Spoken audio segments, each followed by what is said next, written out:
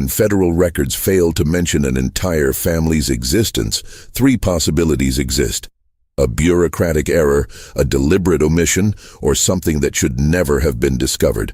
In March 1874, a young census taker arrived at Hawthorne Plantation in Wilcox County, Alabama, carrying official forms and the conviction that numbers always tell the truth.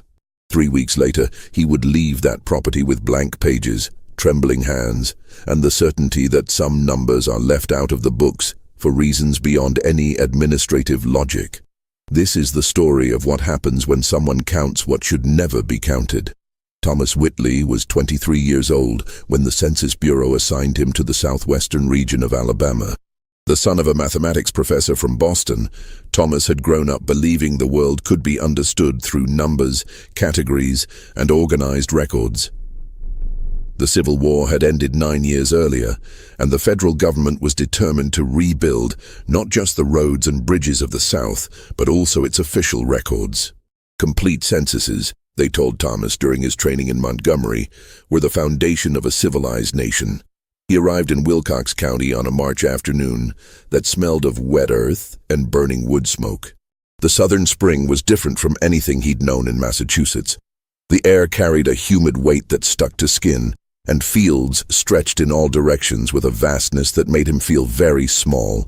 Thomas carried a leather briefcase with his forms, 3 pens, 2 bottles of ink, and a personal notebook where he recorded observations that didn't fit into official categories. The work was methodical. He visited each property, knocked on doors, presented his credentials, and conducted standardized interviews. Full name, age, place of birth, occupation, ability to read and write. For each family, each worker, each child. The numbers accumulated on his pages with the precision of an inventory. During the first 2 weeks, Thomas visited 17 properties. He found white farmers living in houses that had once been imposing mansions, now peeling and needing repairs. He found black families working as sharecroppers on land they'd once cultivated as slaves, paying rent to the same men who had once owned them. The numbers revealed a complex reality that neither side of the war had fully anticipated. But the numbers also revealed patterns. On the evening of March 18th, Thomas sat in his room at Mrs. Crawford's boarding house in Camden and reviewed his forms by lamplight. He'd begun to notice something strange. 5 of the properties he'd visited had discrepancies, not errors in the current numbers, but inconsistencies when compared to pre-war plantation censuses. Green Plantation had 38 workers listed in its 1860 census. Now it had 41 sharecroppers. Reasonable population growth, especially considering many freedmen had remained on the lands they knew. Dobson Plantation had 52 slaves in 1860. Now it had 27 sharecroppers. Many had left, seeking opportunities in other regions, also reasonable. But then there was Hawthorne Plantation. Thomas had found the reference in county archives, a 1860 plantation census listing 63 slaves on Jonathan Hawthorne's property. It was one of the largest cotton operations in the region. Tax records showed the property continued to operate, producing cotton and corn. Yet none of the workers Thomas had spoken with at neighboring properties had mentioned Hawthorne Plantation. When he'd asked the owner of Green Plantation about nearby properties, the man had listed several but omitted Hawthorne. When Thomas mentioned the name specifically, the farmer had fallen silent for a moment before saying he didn't have much contact with those folks. Stranger still, Thomas couldn't find records of land sales, property inventories, or any post-war documentation related to Hawthorne Plantation. The property simply existed in 1860 and apparently still existed now, but there was a complete void of information between those 2 points. The following morning, Thomas asked Mrs. Crawford about the property. Hawthorne, as she repeated, stirring eggs in an iron skillet. Yes, I know the place. It's about 15 miles west, near the Alabama River. Does anyone still live there? Mrs. Crawford didn't respond immediately. She continued stirring the eggs, the sound of the spatula against iron filling the silence. I suppose so, she said finally. I don't go much in that direction. Do you know the current owner? The Hawthorns were always a private family. She placed the eggs on his plate with more force than necessary. They mind their business, we mind ours. Thomas noticed she hadn't answered his question. Part 2. The Road to Hawthorne. Thomas rented a horse and buggy at a local stable. The owner, an elderly man with gnarled hands, grew uncomfortable when Thomas mentioned his destination. Hawthorne, is it? The man checked the buggy straps with excessive attention. Roads bad in that direction. Spring rains left everything muddy. Will I be able to get through? Get through you might, but might be better to wait until next week when the weather firms up. I have deadlines to meet, Thomas said firmly. The government expects me to complete my circuit. The man nodded slowly, then looked Thomas in the eyes. You're new around here, so maybe you don't know. But there are properties where visitors are welcome and properties where they're not. The Hawthorns, well, they don't take kindly to unannounced visits. I'm a federal officer conducting a mandatory census, Thomas replied, his voice taking on the formal tone he used when he felt his authority being questioned. I'm not asking permission. The man said nothing more. The road west was exactly as bad as advertised. The buggy moved slowly through trails that oscillated between dry dust and sticky mud, passing abandoned fields where wild cotton grew in ghostly rows. Thomas passed 3 smaller properties, all showing signs of occupation, but no visible activity. Smoke rose from chimneys, clothes dried on lines, but he saw no people. After 4 hours, the road narrowed until it became little more than 2 wheel tracks winding between pine trees. The vegetation grew denser, rows of ancient trees creating a canopy that blocked the afternoon sun. The temperature dropped, and Thomas realized he could see his breath in the air. Then the forest opened, and he saw Hawthorne Plantation for the first time. The main house rose at the end of an oak-lined avenue. It was a large 2-story structure, antebellum style, with white columns at the front. But something was wrong with it. It took a moment for Thomas to identify what bothered him. The house was perfectly maintained. There was no peeling paint, rotting wood, or broken windows. In a region where even the wealthiest properties showed signs of post-war deterioration, this house looked recently painted. Beyond the main house, Thomas saw the quarters, the slave cabins, now presumably occupied by free workers. There were at least 20 visible structures arranged in 2 orderly rows. Smoke rose from some chimneys. In the distance he could see fields prepared for planting, barns, and a structure that appeared to be a smokehouse. But as with the properties he'd passed on the road, there were no visible people. Thomas guided the buggy down the avenue. The only sound was the clop, clop, clop of horse hooves and the creak of wheels. He expected someone to appear, a worker coming from the fields, a child running from the house, a dog barking, but nothing moved except the oak leaves in the wind. He stopped the buggy in front of the main house and climbed down. His boots made 2 loud noises on the wooden porch steps. The front door was solid oak with a brass knocker shaped like a lion's head. Thomas knocked 3 times. For a long moment nothing happened. He was about to knock again when he heard footsteps from the other side. The door opened. A white man of approximately 50 years stood in the threshold. He had graying hair carefully combed, a precisely trimmed mustache, and wore a dark suit that would be appropriate in a Montgomery law office. His eyes were pale gray and studied Thomas with an intensity that made the young census taker feel instantly assessed and judged. "Can I help you?" The voice was polite but not warm. "My name is Thomas Whitley. I'm a federal census taker assigned to Wilcox County." Thomas showed his credentials. "I'm conducting the official census and need to collect information about all residents of this property." The man looked at the credentials without touching them. "I see. My name is Edmund Hawthorne. This is my property. Are you descended from Jonathan Hawthorne?" "I'm his son." Thomas nodded and pulled out his notebook. "Mr. Hawthorne, I need to record information about you and everyone who resides or works on this property. According to the 1860 census, there were 63 slaves listed here.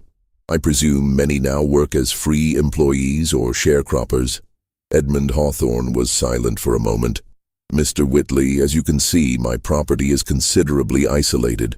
We don't typically receive official visitors. The census is mandatory under federal law, sir. I'm not asking permission, I'm performing my assigned duty.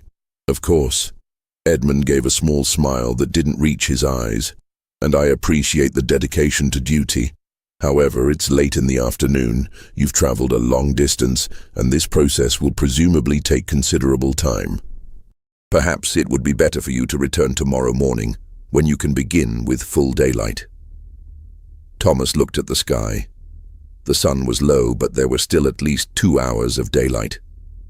Sir, I would prefer to begin today. I insist. Edmund's voice remained polite but took on a tone of finality. The road back is treacherous at nightfall. You're welcome to return tomorrow at dawn. I'll be expecting you. There was something in the way he said it. I'll be expecting you. That made Thomas hesitate. It wasn't exactly a threat, but there was a quality of warning in those words. Very well, Thomas said finally.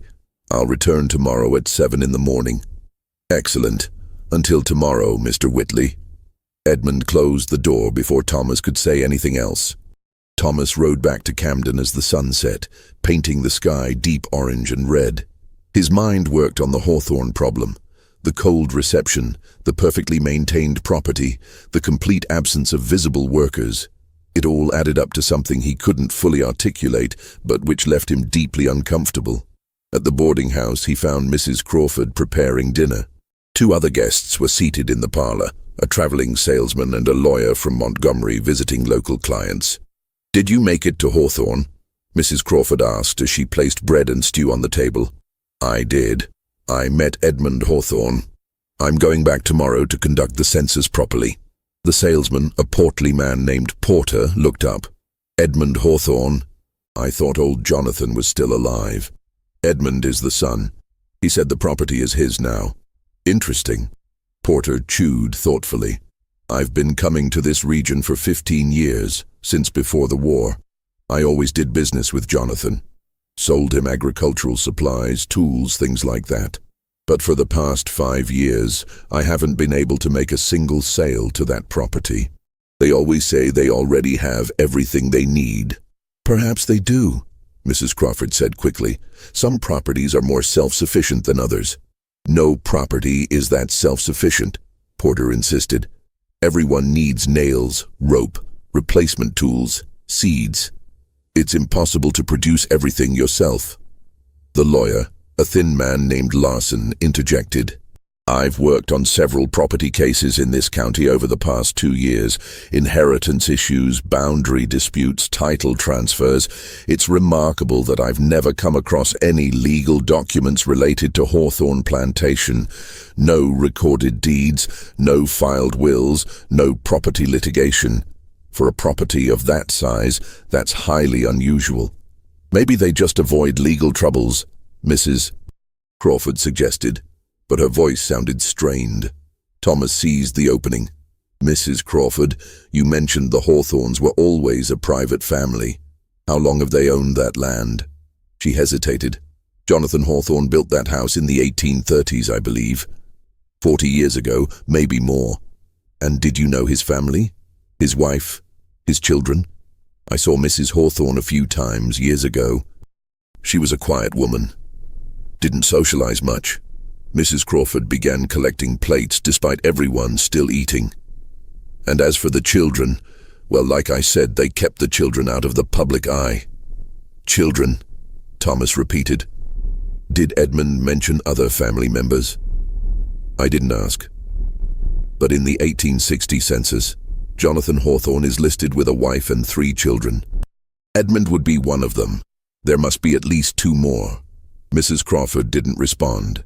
She carried the plates to the kitchen, and the sounds of dishes being washed filled the uncomfortable silence. Larson, the lawyer, looked at Thomas with renewed interest. Are you saying you can't find records of the family after 1860? I can't find anything. No tax records specifying how many residents, no documentation about the transition from slave to free labor, no worker lists, nothing. The property exists, apparently still produces crops, but it's as if the people living there simply aren't being counted. Counted by whom? Porter asked. By anyone. Not by the county, not by the state, not by the federal government. It's as if 63 people simply disappeared from paper. The silence that followed was broken by Mrs. Crawford returning from the kitchen. Gentlemen, I believe it's getting late. I have to wake up early tomorrow. It was clearly a dismissal, but Thomas had one last question. Mrs. Crawford, if I could ask, when was the last time you actually saw anyone from Hawthorne Plantation? Not heard about them, but saw them personally. She stood in the kitchen doorway, her back turned to them. I'm not sure, it's been a while. A year? 5 years? More. Her voice was low. I haven't seen anyone from that property in over 10 years, maybe more. No one comes to town, no one goes to church, no one does business. It's like you said, Mr. Whitley. It's as if they're not being counted. But some things, she turned to look at him, and her eyes held an expression Thomas couldn't read, aren't counted for a good reason. She went to her room and closed the door. Thomas slept poorly that night. His dreams were filled with census pages where numbers kept changing whenever he looked at them. 63, then 42, then 17, then none. Blank spaces where there should be names. He woke before dawn, dressed quickly, and left the boarding house before Mrs. Crawford woke. He didn't want more conversations that might make his determination waver. The road to Hawthorne was shrouded in morning fog. The horse moved at a steady pace, its breath creating clouds in the cold air. Thomas passed the abandoned properties again, and this time noticed something he'd missed the day before. There were recent wheel tracks in the road, as if several wagons had passed recently. But in which direction? It was impossible to tell. He arrived at Hawthorne's Oak Avenue at 7:15. The sun was rising, casting long, golden rays through the trees. The main house looked different in morning light, less imposing perhaps, but also more real. Smoke rose from the chimney. Thomas grabbed his briefcase with the census forms and walked to the front door. This time Edmund Hawthorne opened before he could knock, as if he'd been waiting right behind the door. Mr. Whitley, punctual as expected, please come in. The interior of the house was as well maintained as the exterior. The entrance hall had polished wood floors, a crystal chandelier, and antique furniture that appeared original from the 1830s. Portraits hung on the walls. Men with severe mustaches, women in high-collared dresses, children posing rigidly. Edmund led him to a wood-paneled office. A large desk dominated the space, covered with carefully arranged account books. Edmund indicated a chair for Thomas and sat behind the desk. I presume you have your questions prepared, Edmund said. Thomas opened his notebook. Let's start with you. Full name? Edmund Jonathan Hawthorne. Age? 52 years. Place of birth? Here, in this house. Thomas wrote, then asked. Marital status? A pause. Widowed. Children? None. Occupation? Landowner and farmer. Can you read and write? Yes. Thomas continued through the standard questions, and Edmund answered each with the same concise precision. But when Thomas asked about other residents of the house, Edmund hesitated for the first time. Other residents, he repeated. Yes. The 1860 census lists your father Jonathan Hawthorne, your mother Sarah, and 3 children, presumably you and 2 siblings. Where are they now? My father died in 1862. My mother died in 1865. My 2 brothers no longer live here. They left the property? Yes. And where did they go? We don't maintain correspondence. Thomas noted this, though it seemed strange. What about other family members, cousins, uncles, dependents? There's no one else in the main house. And the workers? The 1860 census lists 63 slaves on this property. How many remained after emancipation? Edmund became very quiet. His fingers drummed once on the desk, a movement so brief Thomas almost missed it. None. None? Thomas looked up from his notes. Mr. Hawthorne, I saw the quarters outside. I saw smoke from chimneys. I saw fields prepared for planting. Someone is working this land. You asked how many remained after emancipation, and I answered honestly, none. All who were here in 1865 left. Then who works the property now? I hired new workers. How many? The number varies. I need an exact number, Mr. Hawthorne. That's what I'm here for. Edmund stood and walked to the window. He looked out for a long moment, hands clasped behind his back. When he spoke, his voice was carefully controlled. Mr. Whitley, I must make a confession. I don't keep complete records of my workers. Some come seasonally, work for a few weeks or months, and then move on. It's difficult to maintain precise count. It's unusual for an operation of this size not to keep payroll records. Perhaps. But I value privacy, and many who work here value it as well. They prefer informal arrangements. Thomas felt his frustration growing. Mr. Hawthorne, I'm not here to judge your business arrangements, but the federal census is mandatory.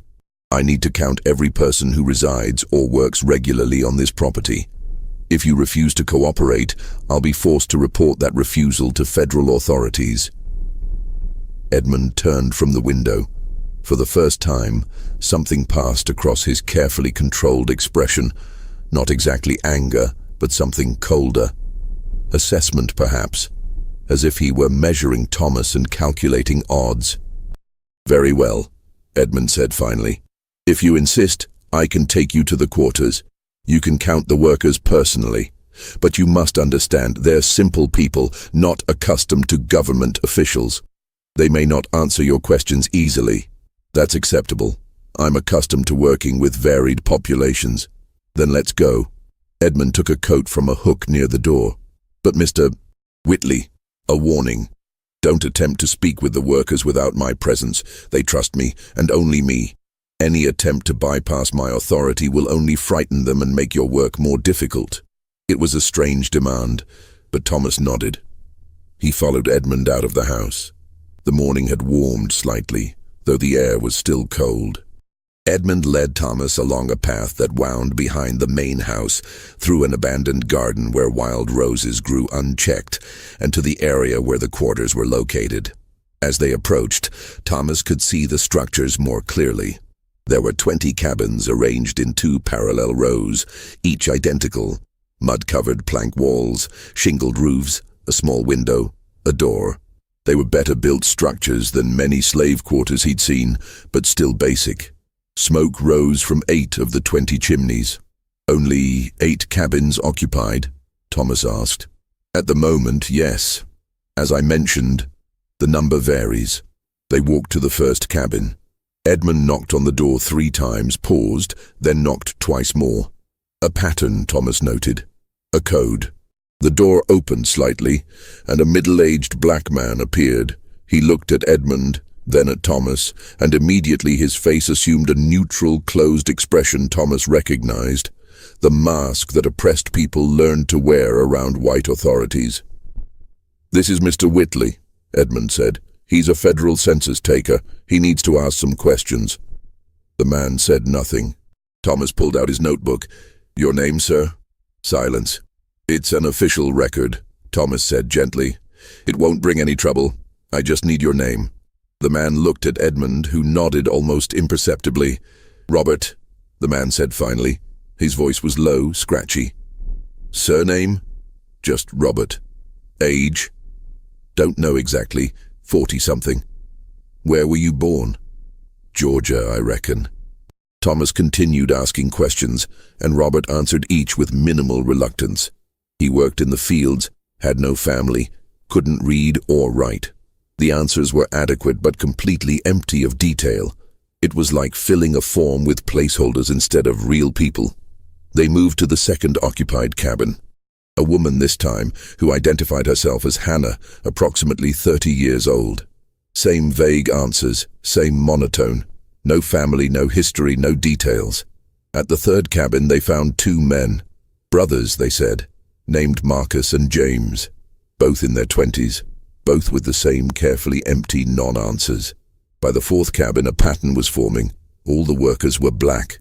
All claimed to have arrived in recent years. None had family connections on the property. None had specific stories about where they came from or why they came to Hawthorne. None maintained contact with the outside world. And something else Thomas was beginning to notice. They all looked tired. Not the normal tiredness of hard agricultural work, but something deeper. Exhaustion in the eyes, weight in the shoulders, a quality of heaviness that seemed to infuse every movement. At the fifth cabin, they found a family. A man, a woman, and 2 children. The man identified himself as Samuel. When Thomas asked about the children, Samuel hesitated for a long time before answering. "This is Jacob, he's 8. This is Mercy, she's 6. The children stood behind their mother, looking at Thomas with wide eyes. He smiled at them, trying to be reassuring. "Do you go to school?" Before the children could answer, Edmund intervened. "There's no school close enough. The children help with light tasks on the property." Thomas looked at the children again. There was something about their faces that disturbed him. It took a moment to identify. It was the lack of expression. Children should be curious, excited, scared, something. But these children looked at him with the same empty gaze as the adults. They visited the 3 remaining occupied cabins. More solitary workers, more empty answers.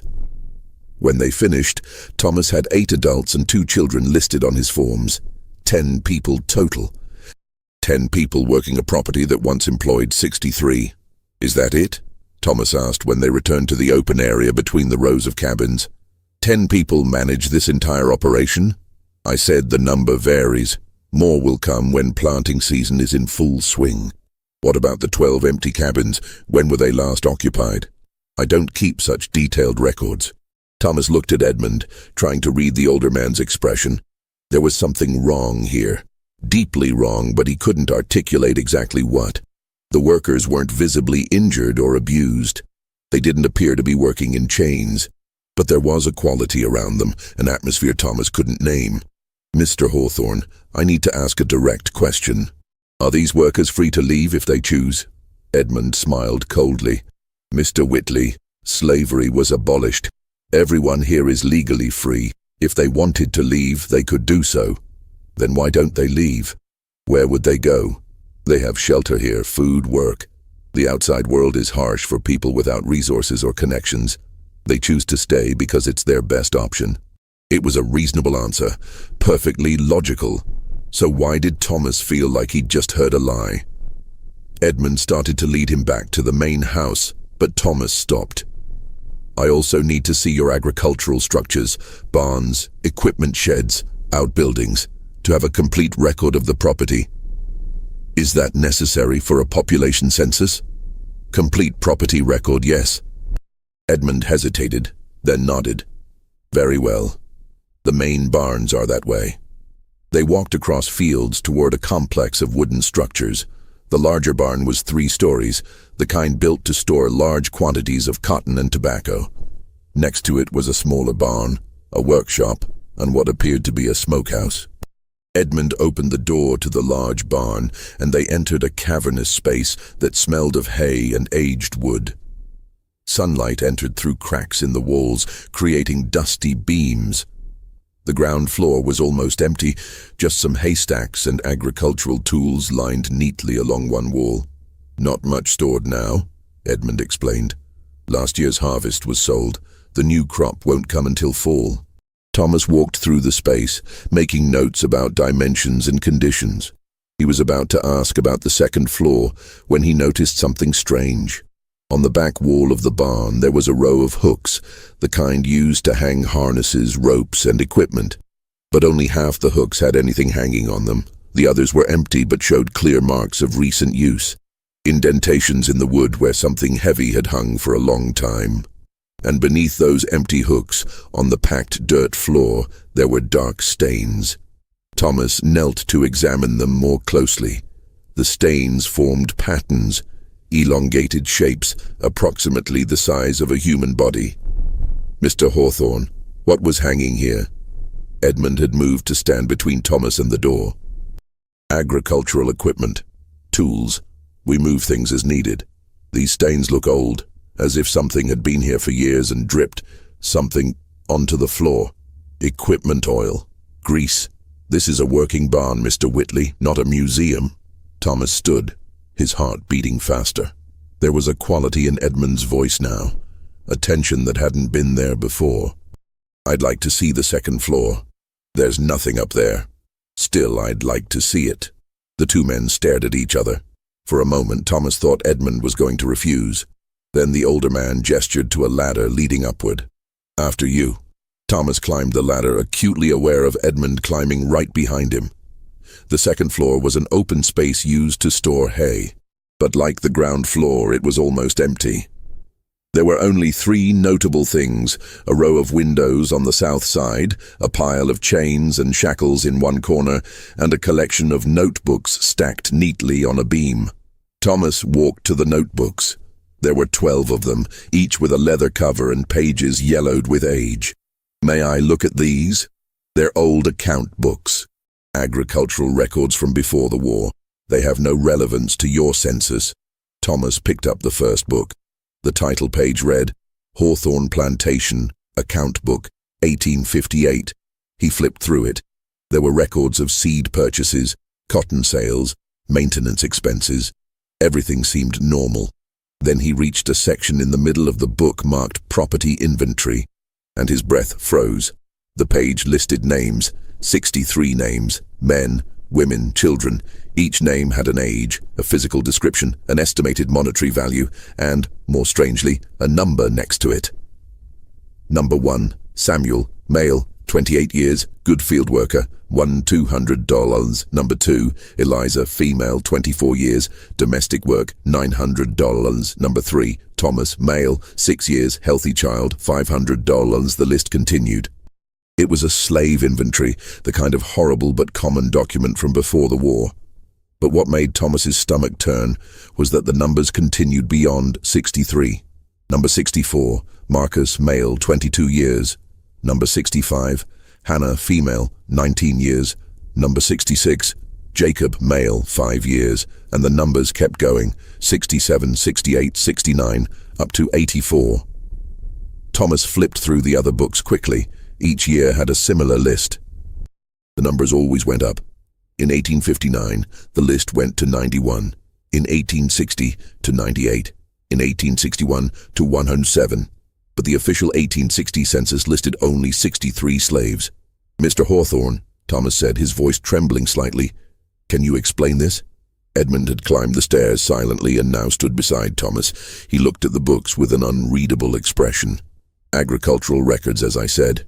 These are slave inventories, and they list far more people than the official census ever recorded. More than 40 additional people. Accounting errors. Duplicates, perhaps. Sir, these are not accounting errors. These are careful, consistent records of people who existed but were never officially counted. Thomas felt anger growing through his fear.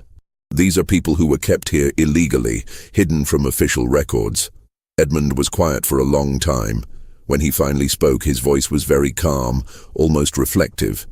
Mr. Whitley, let me ask you a question. You're a man of numbers, of records, of official order. So tell me, what happens to people who aren't counted? If someone never appears in a census, is never recorded in any legal document, officially never existed, what happens to that person? They still exist. Documents don't determine existence, don't they? Edmund picked up one of the books and flipped through it. Suppose a farmer wanted to buy more slaves than the law allowed him to bring into the state. Suppose he found suppliers who could provide people who were never recorded on any ship manifest, any auction sale, any transfer document. Would those people exist? Thomas felt cold running down his spine. You're describing slave smuggling, illegal trafficking. I'm describing hypothetically, but yes, that's what we're talking about. And when the war ended, when emancipation was declared, what do you think happened to people who officially never existed? How could they be freed if they were never officially enslaved? They were still entitled to freedom. The 13th Amendment made no exceptions. Exceptions? Edmund laughed, a hard sound without humor. Mr. Whitley, you're young. You don't understand how the world really works. People without records, without families looking for them, without documentation of their existence, those people can disappear and no one would ever know. No one could know, because for all official purposes they were never here. Thomas took a step back. His entire body was trembling now. What did you do with them? Me? I did nothing. My father, however.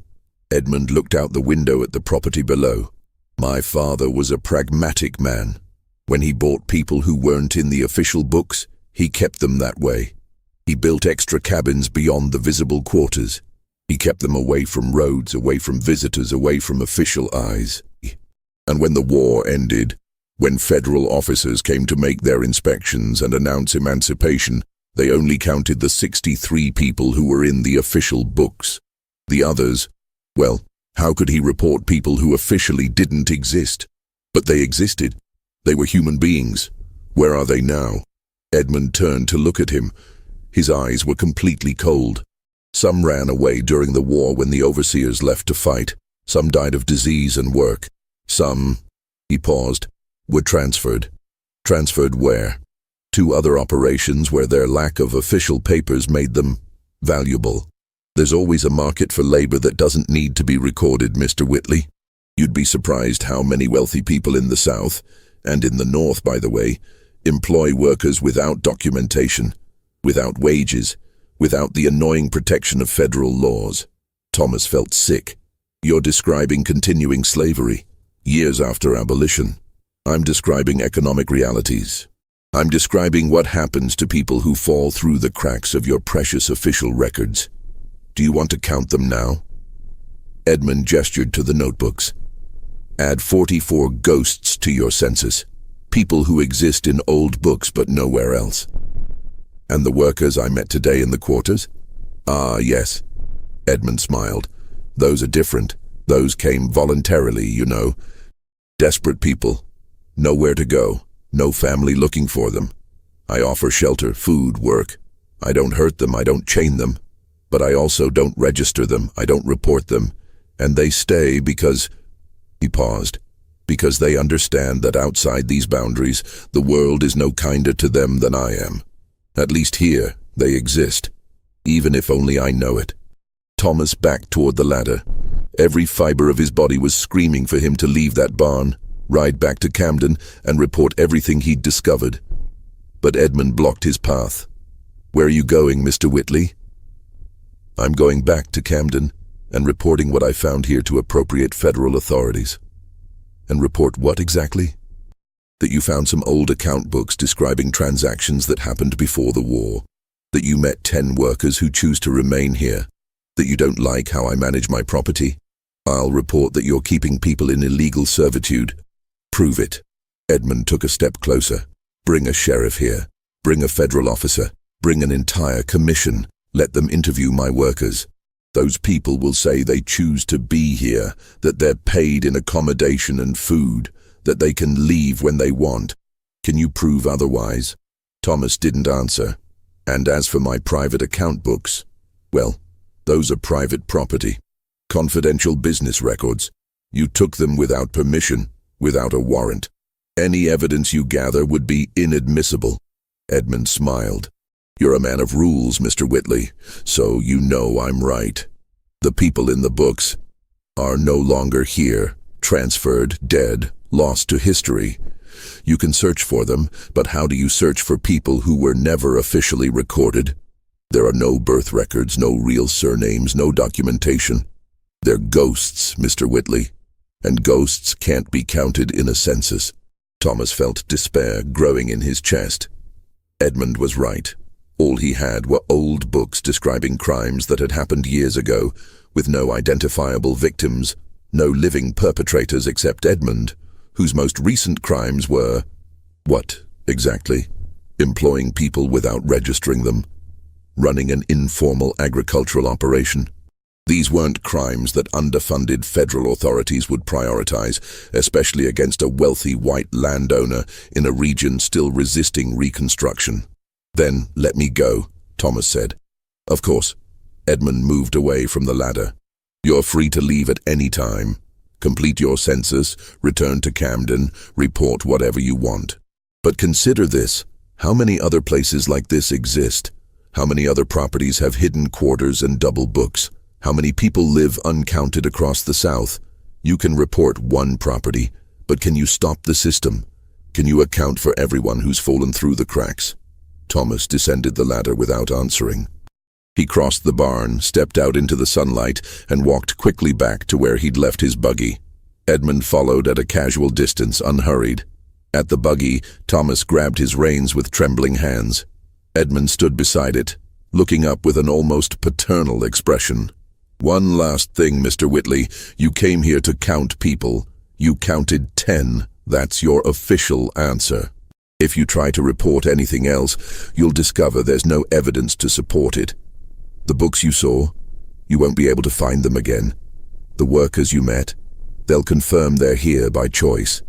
And as for any other people, well, as we've already established, people who were never counted can't be uncounted." He patted the side of the buggy. "Have a safe trip back." Thomas rode back to Camden in a daze. His mind spun through what he'd discovered, trying to find some action he could take, some authority who would listen. But the more he thought, the more he saw the truth in Edmund's warning. What could he actually prove? When he arrived at the boarding house, it was already late afternoon.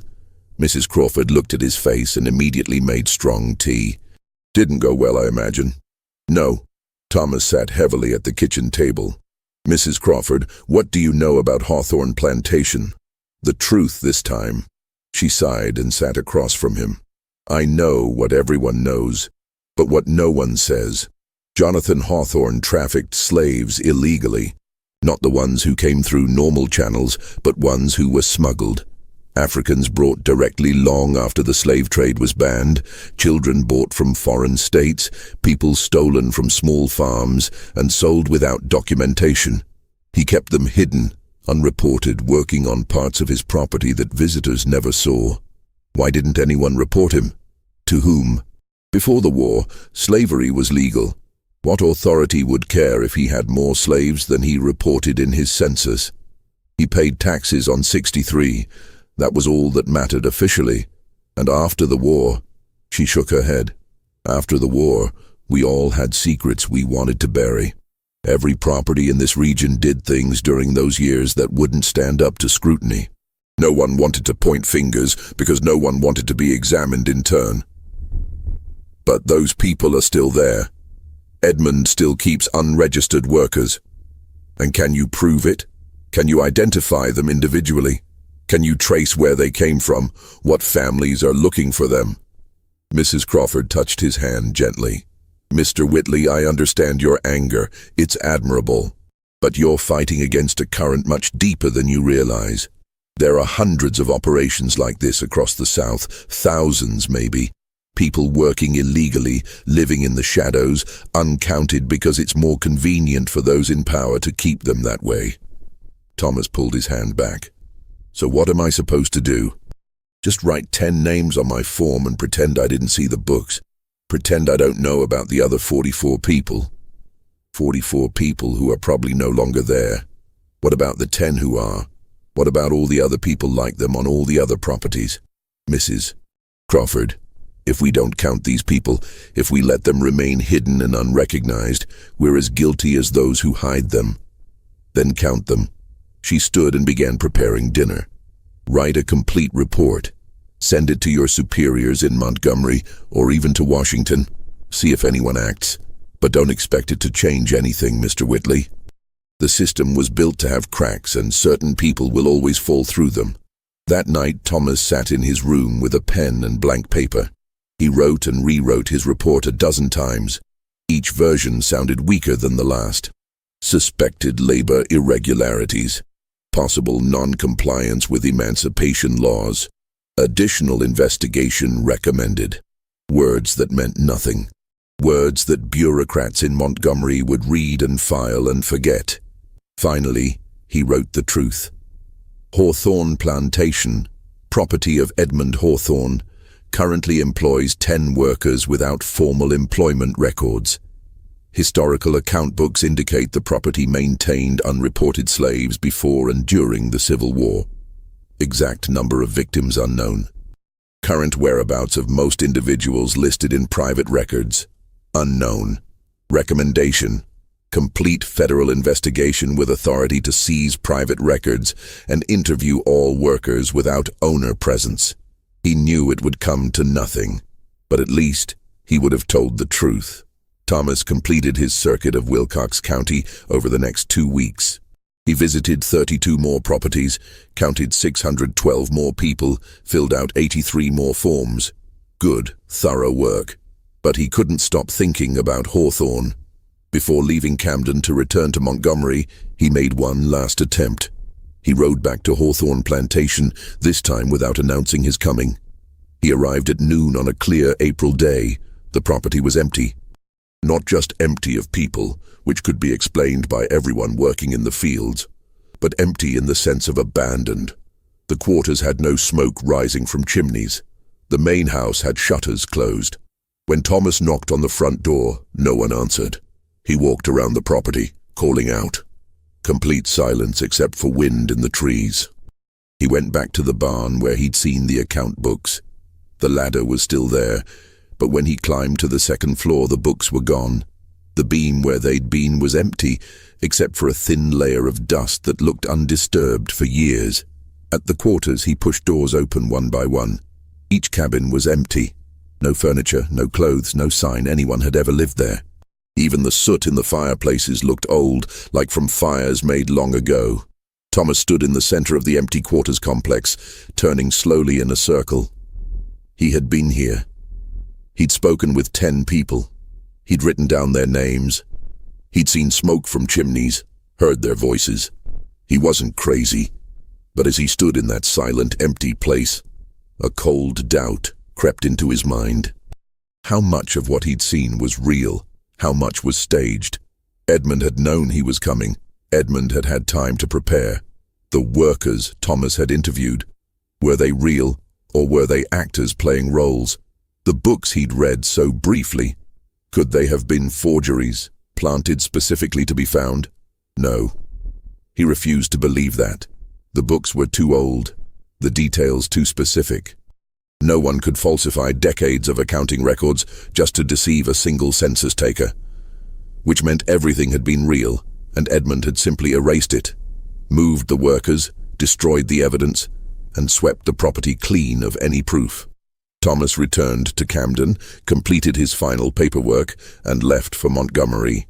He turned in his comprehensive report on Hawthorne to his supervisor, a middle-aged man named Harrison, who barely looked up from his desk as he placed the papers on a pile. Labor irregularities? Harrison grunted. Add it to the list. Half a dozen supervisors have reported similar things from across the state. We're underfunded and understaffed. Unless you have evidence of literal slavery, chains, whippings, sale of people, there's little we can do. But the books that you can't produce, that may or may not have existed, Mr. Whitley. Harrison finally looked at him. I understand your frustration, I really do. But there are limits to what we can investigate and prosecute. If every allegation of unfair worker treatment required full federal investigation, we'd need 10,000 agents just for Alabama. We have 52. Do the math. Thomas did the math, and the numbers told him that Edmund Hawthorne was right. Some people would fall through the cracks and no one would come to save them. Thomas Whitley continued working for the Census Bureau for 3 more years. He conducted censuses in 6 different counties, counted thousands of people, filled out thousands of forms. The numbers accumulated, creating a statistical portrait of Reconstruction. But he never forgot Hawthorne. In 1875, he made discreet inquiries. Hawthorne Plantation was still listed in county tax records. Someone was still paying taxes on the property, which meant someone still owned it. But when he tried to find out who, the records became confusing. One will listed Edmund Hawthorne as owner. A tax document listed a corporate trust. A deed record mentioned a company based in Mobile. It was impossible to determine who actually controlled the property. In 1876, Thomas married a woman from Montgomery named Catherine. She was a teacher and shared his passion for justice and his hatred of injustice. He told her about Hawthorne on their honeymoon, unable to keep the secret any longer. "Then let's go there," she said simply. "Let's see for ourselves." They traveled to Wilcox County in May 1876, 2 years after his first visit. Mrs. Crawford's boarding house was still operating, though the lady herself seemed to have aged a decade in 2 years. "Still thinking about Hawthorne?" she said when Thomas mentioned his destination. "Let it be, Mr. Whitley. Some places are better left alone." But he and Catherine went anyway. The property looked exactly as it had on his second visit. Empty, silent, undisturbed. But this time, when they explored more thoroughly, Catherine noticed something he'd missed. "Thomas, look at this." She was near the northern edge of the property, where dense forest met cultivated fields. There were graves, unmarked, just mounds of earth arranged in orderly rows. Catherine counted aloud as they walked among them. 41, 42, 43, 44. 44 graves. Thomas knelt beside the first one. There were no markers, no crosses, no names. Just earth that had been turned over and then left to settle. Some grass had begun to grow over the mounds, which meant they were at least several months old. "The people from the books," Catherine whispered. "He buried them here, or buried evidence." Thomas touched the earth with his hand. It was cold and dry. "Maybe they're not even real graves. Maybe they're just mounds to make us think." "Thomas!" Catherine pointed to a nearby tree. Carved into the bark, almost invisible if you didn't know to look, were marks, not words. Most of those people couldn't write, but symbols, a cross, a circle, a hand. Simple markers made by someone who wanted these places to be remembered, even if they couldn't be named. They stood there for a long time, in the unmarked cemetery of people who had never been officially counted. "What do we do?" Catherine asked finally. "We document." Thomas pulled out his notebook. "We count, we measure, we draw maps, and then we report everything again." They spent 3 hours measuring the burial area, sketching its location, noting the symbols on trees. When they finished, they had a complete record. But as they rode back to Camden, Thomas knew it wouldn't make a difference. Bodies buried without identification, no proof of how they died, when they died, or even who they were. Impossible to even prove they were victims, rather than natural burials of people who lived and died over decades. He sent the report anyway, and as he'd predicted, nothing happened. In 1877, Thomas Whitley left the Census Bureau. He became a teacher like his father, teaching mathematics and accounting at a small college in Massachusetts. He taught generations of students about the importance of accurate records, complete documentation, and honest accounting. But he also taught them about the limits of numbers. "Numbers," he would tell his classes, "can only count what we allow them to count. Every census, every statistic, every official record is a choice about who to include and who to exclude.